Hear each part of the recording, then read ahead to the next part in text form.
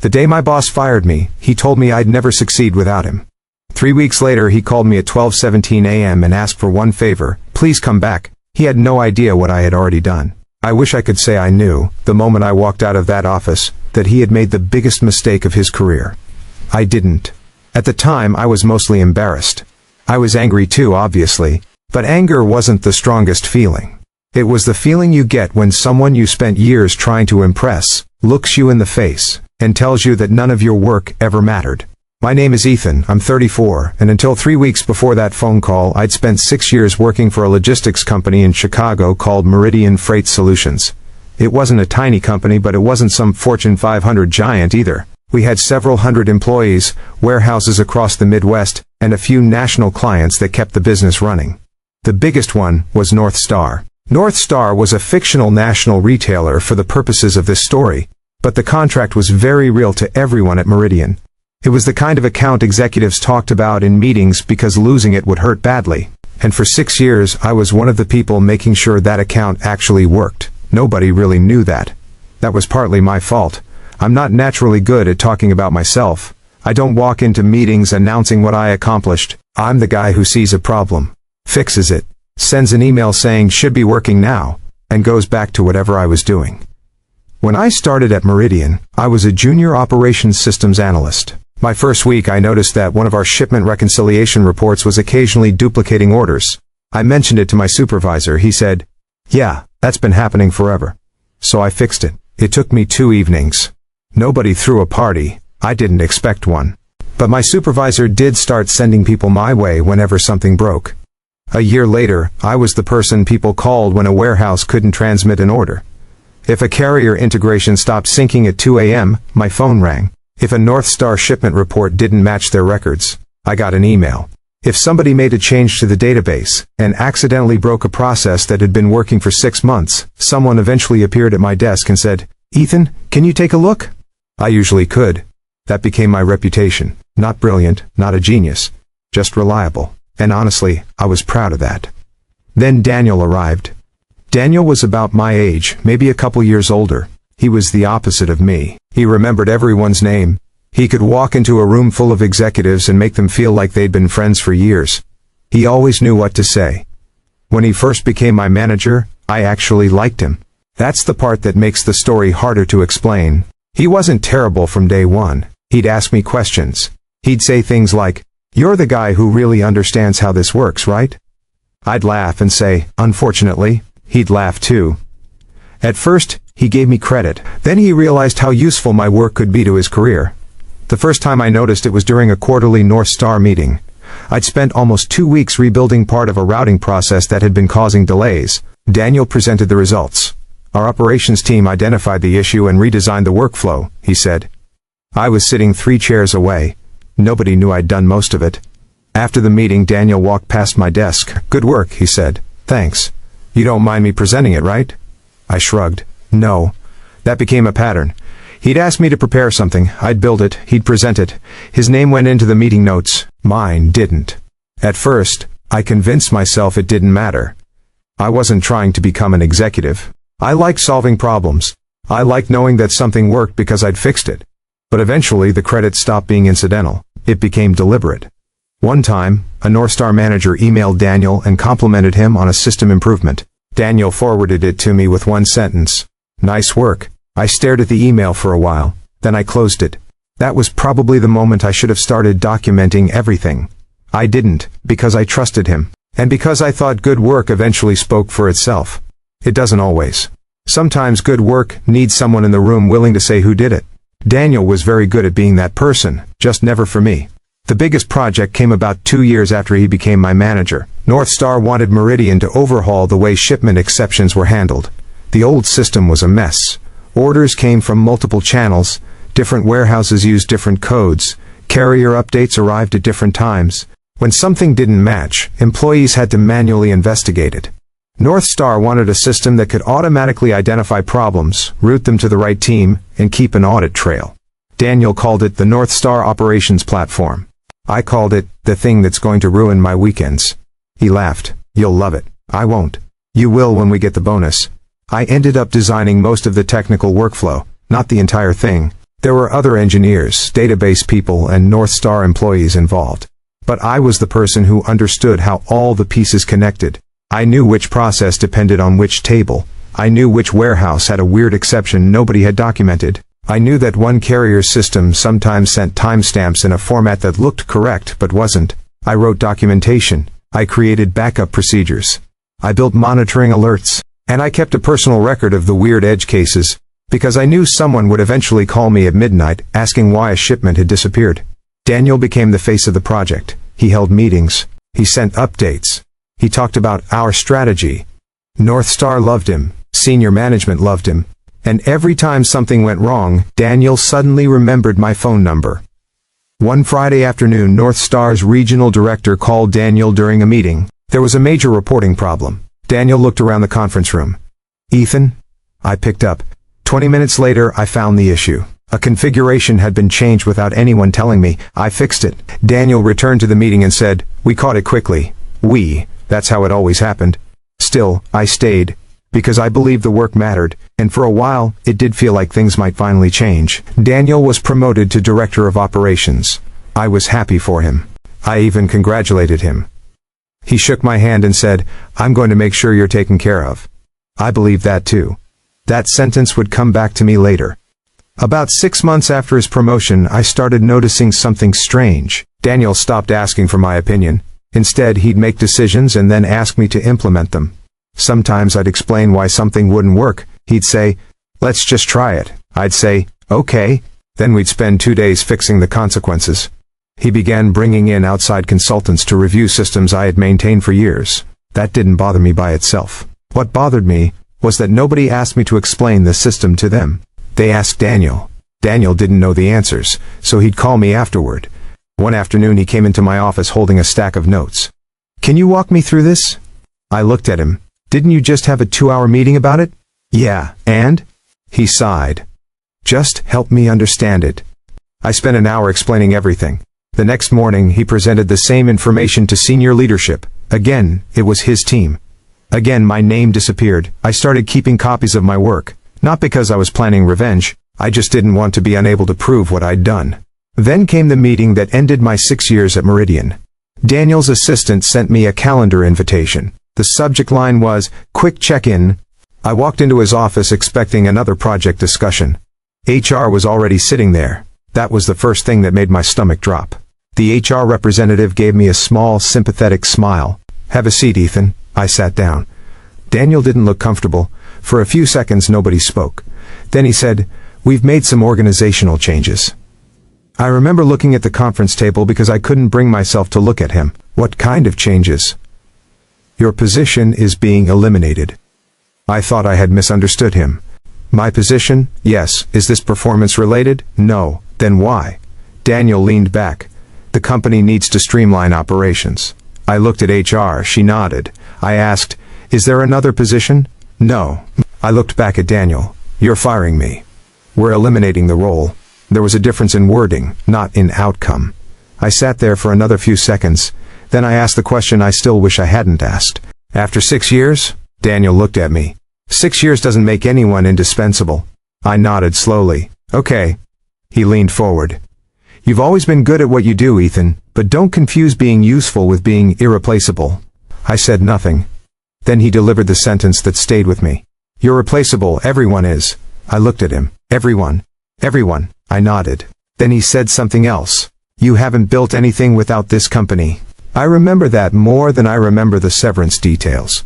Because I had spent 6 years building things for that company. He continued, "You'll find something else, but don't kid yourself that you're going to walk out of here and suddenly become indispensable somewhere else." The HR representative looked uncomfortable. I stood up. Daniel said, "You don't need to take this personally." I almost laughed, but I didn't. I picked up my backpack. "Have a good afternoon," and I walked out. That was it. 6 years, 1 box, no dramatic speech, no slam door. I went home. I sat at my kitchen table for almost an hour without turning on the TV. My wife asked me what happened. I told her. She looked at me and said, "Are you okay?" I said, "Not really." She sat beside me. "You'll find something. I know." But that night I wasn't thinking about the next job. I was thinking about Daniel saying I had never built anything without the company. For the first time I wondered whether he actually believed that. 3 days later, I started applying. I updated my resume, I contacted former coworkers. I applied for operations systems roles, logistics technology positions, and a couple of management jobs I wasn't sure I was qualified for. I didn't mention Daniel, I didn't tell anyone I wanted revenge, I just wanted work. Then the first message came. It was from Marcus, one of the warehouse operations managers. "Hey men, not sure if you're hearing about this, but North Star is having issues." I stared at the text. I replied, "What kind of issues?" He called me. "Some of the exception alerts aren't firing." "They should be, I know."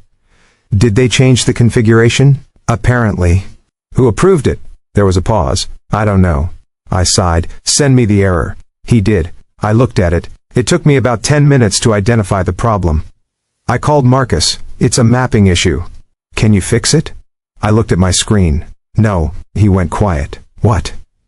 "I'm not there anymore." "Oh." Neither of us said anything for a second. Then he said, "Right." I could hear the disappointment in his voice. "I can tell you what the problem is," I said. "Someone there should be able to fix it." "Who?" I almost said my own name. Instead, I told him who had worked with me on the system. He thanked me. 2 days later, another coworker called. Then another. A warehouse had stopped receiving updates. A reporting process was timing out. A North Star analyst couldn't figure out why certain orders were being routed incorrectly. Every time I helped where I could. But I refused to log into Meridian systems. That wasn't because I wanted them to suffer. It was because I knew where the line was. I wasn't an employee anymore. If they wanted my expertise, they could hire me. They didn't. At least not yet. 3 weeks passed. I had 2 interviews. One company made me an offer. It wasn't huge, but it was good. The position was Senior Operations Systems Manager, and the hiring manager had actually read my resume. He asked me questions about the North Star platform. I explained what I had done. He looked surprised. "You built this?" "I was part of the team." "No," he shook his head. "You personally designed most of the operational workflow." I smiled slightly. "Yeah." He looked at my resume again. "Why isn't that on here?" I didn't have a good answer, so I told him the truth. I didn't think I was supposed to brag. He laughed. "You should." I accepted the offer 2 days later. My start date was the following Monday. I remember thinking that maybe Daniel had accidentally done me a favor. Then, on a Thursday night, my phone rang. 12:17 a.m. I almost ignored it. Then I saw the name, Daniel. I stared at the screen. For 3 weeks he hadn't called. Not once. I answered. "Hello?" There was silence. Then his voice. It didn't sound like Daniel. Not the confident voice from meetings. Not the voice he used with executives. This was quieter, tired. "Ethan?" "Yeah." "Sorry to call this late." I sat up. "What happened?" Another pause. "Can you come in tomorrow?" I looked at the clock. 12:17. "Why?" He exhaled. "Because we have a problem." I waited. "Is it North Star?" He didn't answer. That was answer enough. I said, "What kind of problem?" His voice dropped. "It's worse than the system going down." I sat completely still. "What happened?" Daniel took a breath. Then he said the words I had never expected to hear from him. "North Star is gone." I didn't speak. He continued. "We lost the account." My stomach tightened. "How?" "Ethan, I need you to come in tomorrow.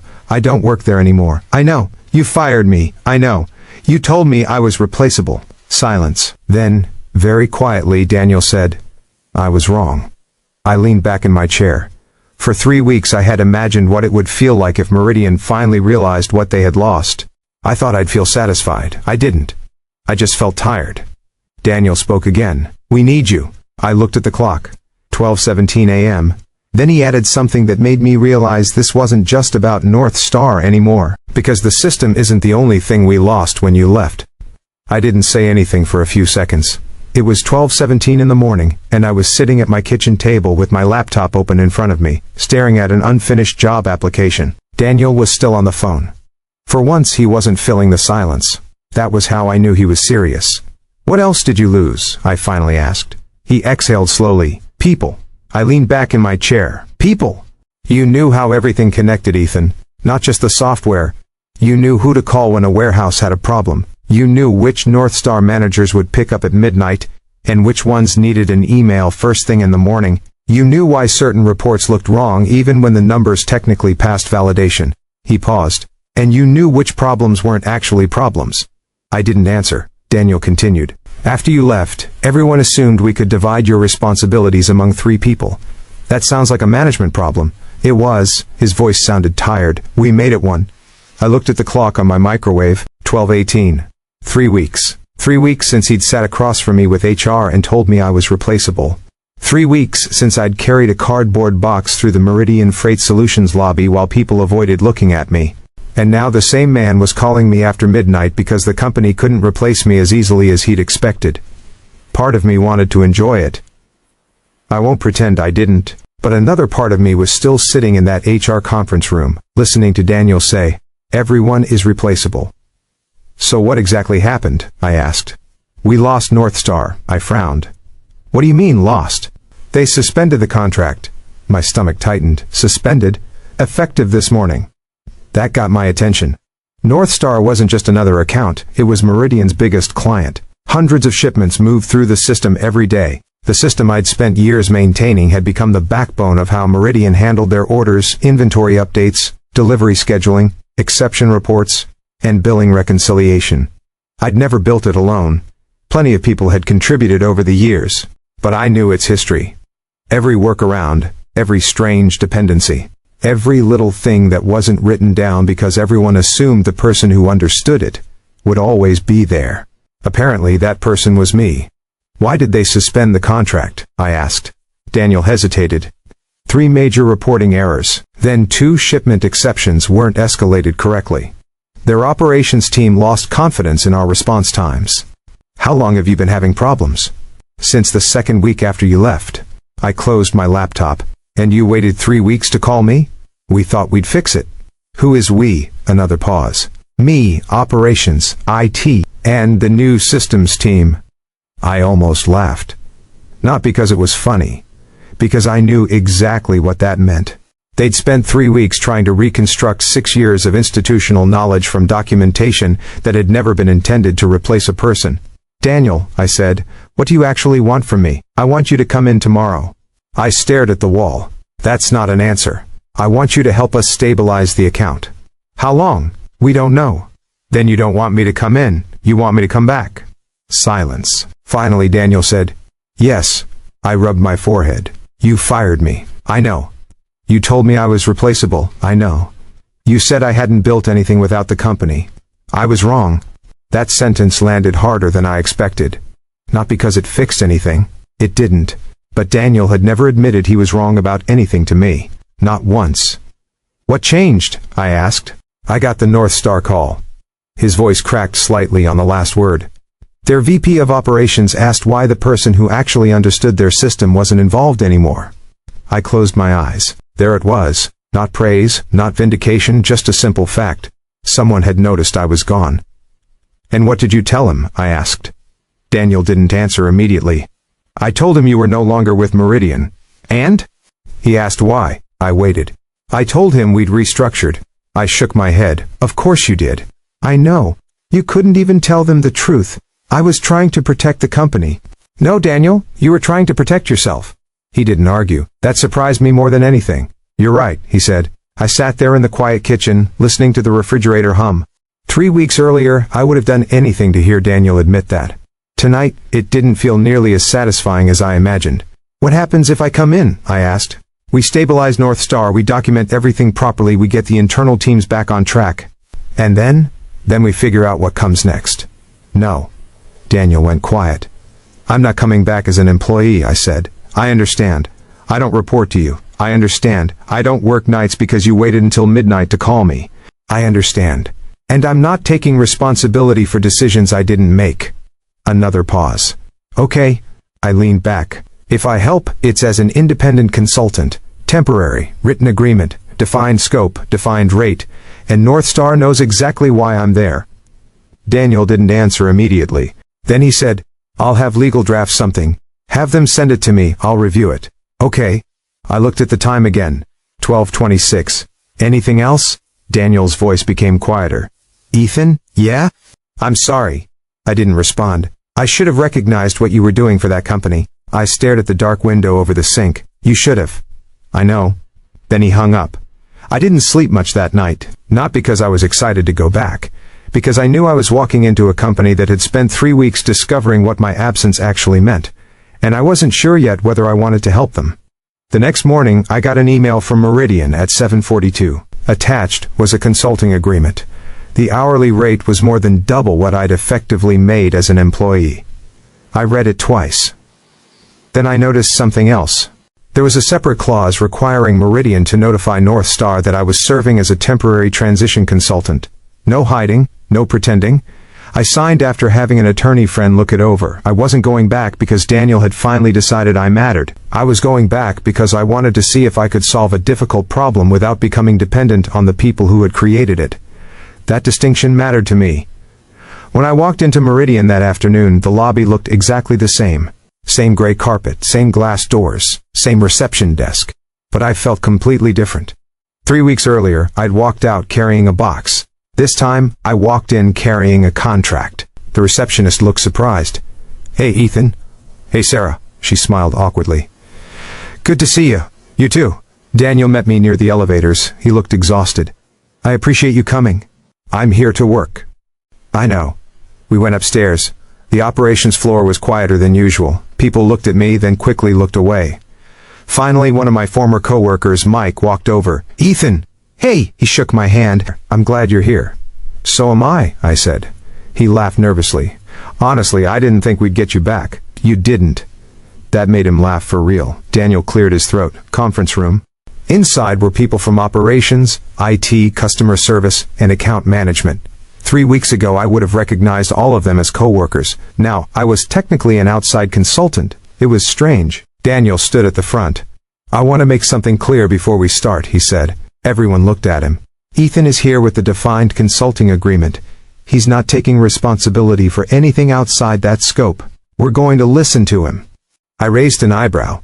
That sounded almost like growth. Almost. I opened my laptop. "Okay, show me exactly what's failing." For the next 4 hours I did almost nothing except ask questions. That surprised people. They kept showing me error logs. I kept asking who changed what, when, and why. Eventually I found the pattern. The system itself wasn't broken. Several processes around it had changed. A reporting workflow had been modified. An old reconciliation check had been removed because someone thought it was redundant. A North Star escalation list hadn't been updated after a staffing change. And a manual review step I'd always insisted on had been eliminated because it was considered inefficient. None of those decisions were individually catastrophic. Together they created exactly the mess North Star had complained about. "Who approved this?" I asked. Nobody answered. Daniel finally said, "I did." I looked at him. "Why?" "We were trying to reduce processing time." "You reduced a 5-minute review and created 3 weeks of cleanup." He nodded. "I see that now." I didn't say anything. Because that was the difference between us. Daniel had always looked at numbers from a distance. I had spent years looking at what happened after those numbers became somebody's actual Tuesday morning. By 6 p.m. we had a plan. By 9 p.m., the first corrections were running. At 10:30, North Star's operations team joined a video call. Their director looked exhausted. Then he saw me. "Ethan." "Hi, Rob." He smiled. "I was wondering when you'd show up." I glanced at Daniel. He looked uncomfortable. Rob continued. "Not to put you on the spot, but we've missed having someone who understands the history behind these processes." "I understand. We need confidence that this can be fixed." I looked at the dashboard. "We can fix the process, but I'm not going to tell you everything is fine tonight." Rob nodded. "Fair." I spent the next 2 days rebuilding the operating procedures that had existed mostly in people's heads. I wrote them down. Not just the steps, the reasons. Why a certain report needed a manual check. Why one type of exception needed immediate escalation. Why North Star's warehouse codes occasionally behaved differently. Why a process that looked unnecessary on paper existed because someone had once made a mistake and we'd learned from it. Knowledge wasn't magic. It was documentation, experience, and context. I had simply accumulated a lot of it. By Friday, North Star lifted the suspension on new shipments. Not the full contract, but enough to keep the account alive. Daniel called me into his office. This time there was no HR representative, no paperwork, just 2 chairs. "I owe you an apology," he said. "You've said that." "I mean it." I waited. He looked at his desk. "When you worked for me, I thought being a good manager meant making sure the company didn't depend on one person. That's not wrong, No, but I confused reducing dependency with dismissing contribution. I said nothing. I took credit for some of your work. Some? He winced. More than some. That was the first time he actually looked embarrassed. I presented your North Star stabilization plan as something my department had developed. I know. I didn't realize how much that would matter. It mattered. I know that now. He took a breath. And when the promotion came, I convinced myself I'd earned it because I was the person presenting the results. I nodded. That's usually how it works. He looked at me. Do you hate me? The question caught me off guard. No. Really, I was angry, I was hurt, but I don't spend much time hating people. He nodded slowly. I wish I'd understood that before, so do I. The consulting arrangement lasted 6 weeks. During that time I trained 2 employees to take over the operational knowledge I'd been carrying. I also helped North Star's team establish a direct escalation process that didn't depend on one person at Meridian. That was important to me. I wasn't interested in becoming indispensable again. I'd learned something from being fired. Being indispensable sounds good, until you realize it can become another kind of trap. Meanwhile, I kept interviewing elsewhere. One company in Milwaukee wanted me for an operations systems manager position. Another Chicago company offered me a senior process improvement role.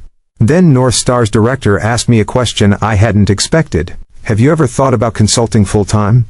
I laughed. I've thought about it for about 20 minutes. He smiled. You should think longer. I did. By the time my Meridian contract ended, I had accepted a position with a different logistics company as a systems operations manager. The salary was significantly higher than what I'd made at Meridian. The title was better. And more importantly, during the interview they asked me questions about what I'd built. They wanted to know how I thought, not who had previously signed off on my work. My last day at Meridian was surprisingly quiet. There was no dramatic farewell, no office party, no speeches, just a few people stopping by to shake my hand. Mike gave me a coffee. You really leaving this time? Yeah. Good for you. I smiled. Thanks. Daniel came out of his office shortly before I left. He held out his hand. I shook it. Thank you, he said. For what? For giving us a chance to fix what we broke. I nodded. Take care of the people who are still there. He looked at me for a moment. I will. I believed him. Not because he'd suddenly become a perfect manager, but because consequences had finally forced him to look at something he had ignored. People weren't interchangeable parts. They carried experience, trust, relationships, history, and sometimes, the difference between a process working and a process failing was a person who remembered why it had been designed that way. 3 months later, I received an email from Daniel. The subject line was simple: North Star renewal. I opened it. The contract had been renewed. Not because of me alone. Because the team had rebuilt the processes properly, because North Star had regained confidence, because Meridian had finally stopped relying on one person to hold everything together. Daniel had written one sentence at the bottom. Thought you'd like to know. I smiled. Then I closed the email. That was it. I didn't need anything else from him. I ran into Mike at a coffee shop downtown. He asked how the new job was going. Good, I told him. Better than Meridian? Much better. He nodded. Then he said something that stuck with me. You know what the weirdest part is? What? Everyone at Meridian knows your name now. I laughed. That was never the goal. I know. I took a sip of coffee. What was the goal? He thought about it. Maybe you finally figured out that being good at your job isn't the same thing as being recognized for it. I smiled. Maybe. But honestly, I think I'd learned something even simpler. For 6 years, I'd quietly measured my value by how much the company needed me. Then Daniel fired me and told me I was replaceable. At first those words hurt because I thought he was telling me I didn't matter. He wasn't. He was reminding me of something I should have understood all along. A job can replace you. A company can replace you. A boss can forget you. But none of those things get to decide what you're worth. The strange thing is, Daniel's biggest mistake wasn't firing me. It was convincing me that my future depended on staying there. It didn't.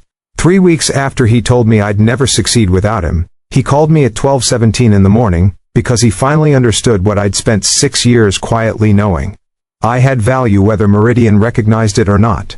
And once I understood that, I stopped needing anyone else to tell me.